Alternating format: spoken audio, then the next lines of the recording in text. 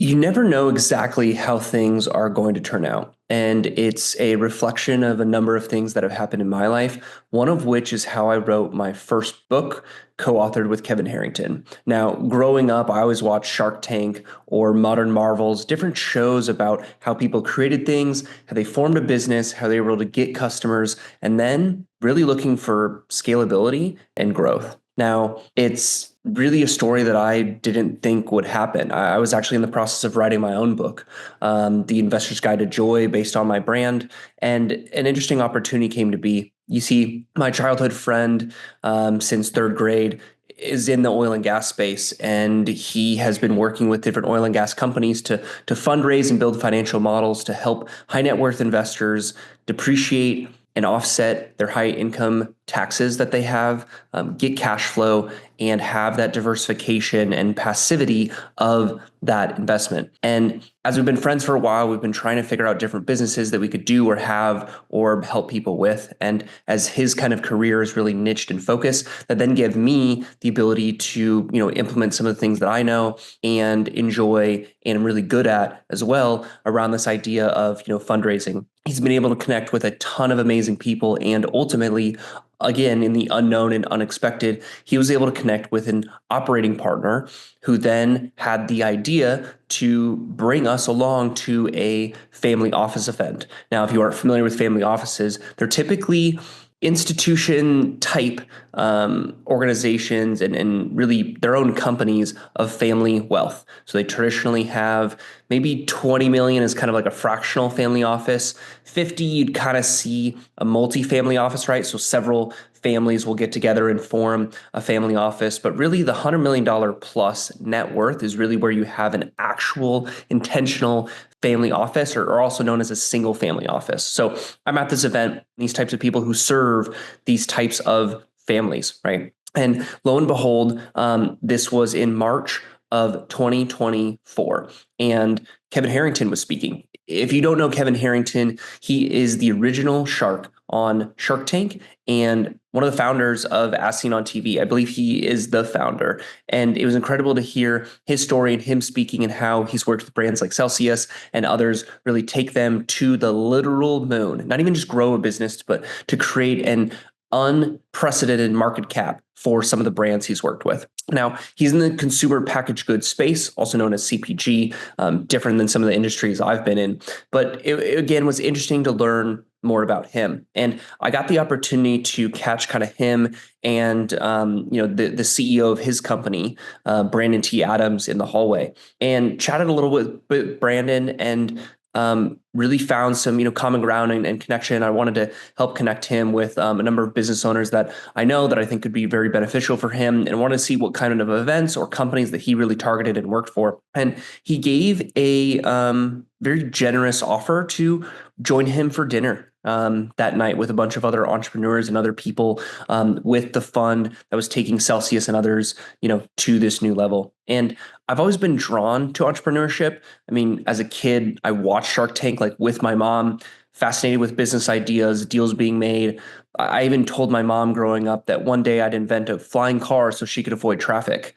Little did I know, again, this would come to be a reality where I actually was able to work with Kevin alongside creating this book. So from that dinner, meeting Kevin again a little bit more and actually took a picture with him, I was able to then just continue to get to know him and his team. Kept in touch, with Brandon, was able to meet Kevin's son, went out for cigars with the team as well, and really just didn't think much of it. Later on, there was an opportunity that came to be to become one of the co-authors alongside Kevin Harrington. And that was a unique opportunity nonetheless, and something that I just jumped in for. And it's really because opportunities don't just happen, you create them.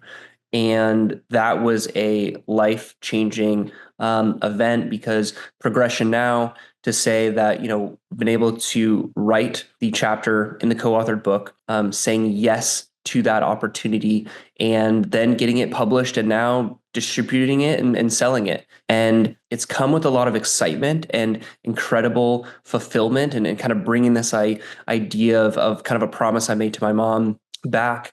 And it's also been Sentimental for sure. There's actually an opportunity where during the book launch process, I actually invited my parents out to Tampa at the bookstore with Kevin and team and the other co-authors to actually take a picture with Kevin, and it was incredibly exciting and again very sentimental and enjoyable. The one thing I've actually been struggling with recently is from this what I believe is big accomplishment and full circle moment is removing pride that I have in it, and not in a way of being disappointed with it or bashful about it, but just not having my identity tied to it, right? Where like this isn't the only thing I've done or that I'm going to do, and it's really just a blip on the radar, and it's a big blip by all means because it is a really cool, interesting piece. Like being able to not only meet him, spend dinner with him, have cigars with him, but then also write a book alongside him and also have my parents,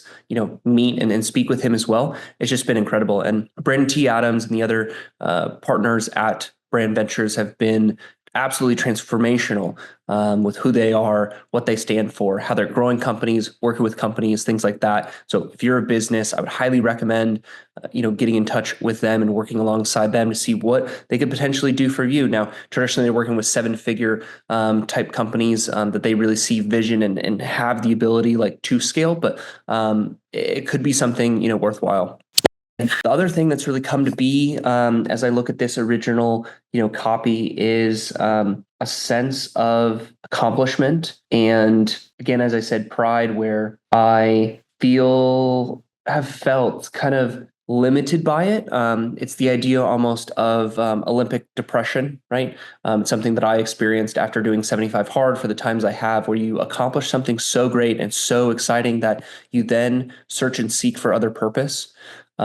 What I've really found is that purpose is within me and through me. So for me as a man of faith, that's something that I believe the Lord has given to me that I then share outwardly instead of me just having myself with my own power and presence, but it's a consistent flow and seeking a higher purpose that is all seeking, all knowing, and not just myself and my own understanding.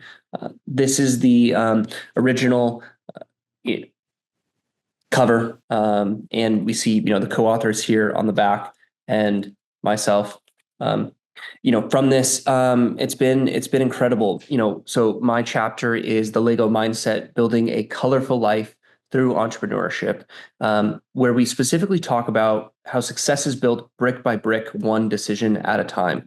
Growing up, I loved playing with Legos. If anything, that's why I got into software development and working as a product manager, working with software developers to build software. And it's simply to say that if I can spend more time just like connecting these dots and things together to really help someone or something solve some sort of need or problem, like that's just what gets me really excited to see that creation process and really that joy and that fulfillment and that ability to solve a problem for someone else. Again, like I had for my mom growing up, she worked long, difficult hours plus the travel time for her going back and forth to a elementary school where she was a principal at, or assistant principal, as times changed, and she's changed different roles.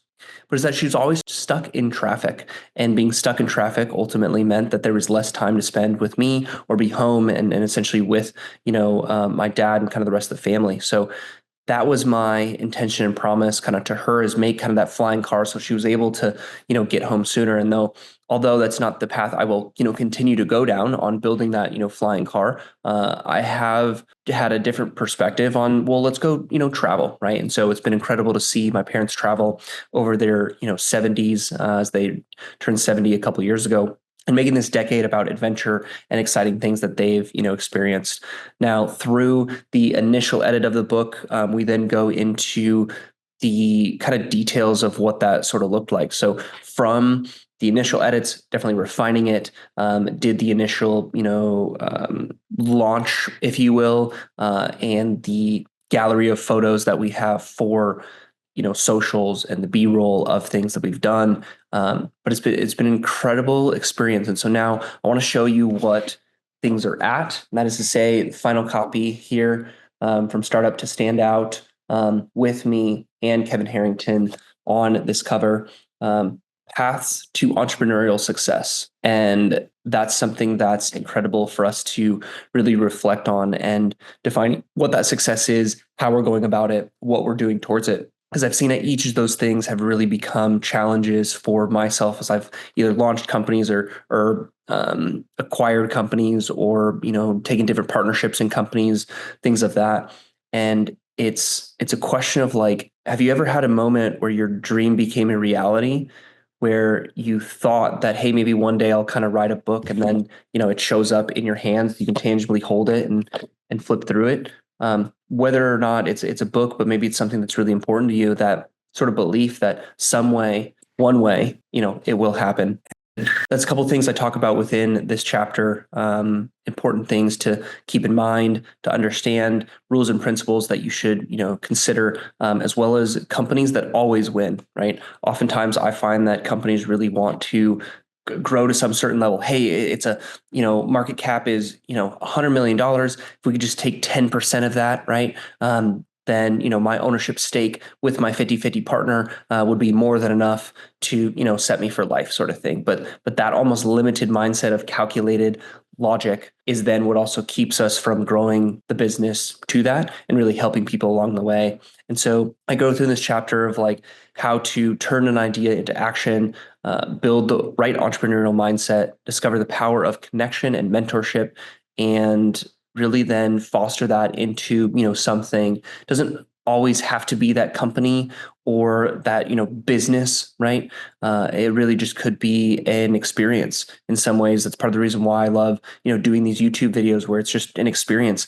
That this could really change someone's life by 1 degree simply by learning some of these principles, or having these different perspectives, or maybe hearing a story, as well as purchasing the book and reading through my story as well as others. And that's an important thing. There are a number of things that I'm doing that certainly coincide this, but simply just by putting ourselves out there, being creative, and seeing what becomes of it is really more the intention that we should focus on, and help more people than we necessarily ask in return. So this has kind of been, my story, for how it, started with my mom and myself watching Shark Tank, how I've been through the process of, inventing or building companies, selling, growing, facilitating, building. This is different kind of words here.